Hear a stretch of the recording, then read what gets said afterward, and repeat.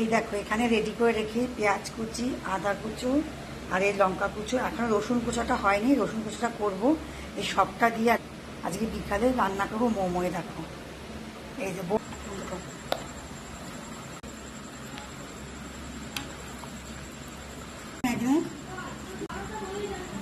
এই মাংসটা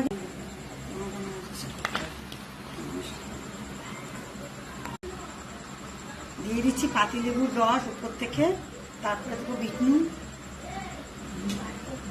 দিয়ে দিচ্ছি গোলমরিচের গুঁড়ো, দিয়ে দিচ্ছি সয়া সস উপর থেকে দিয়ে দিচ্ছি এভাবে সাদা তেল। সবটা দিয়ে বেশ ভালো করে মেখে খানিকক্ষণ রেখে দেবো পুরটাকে।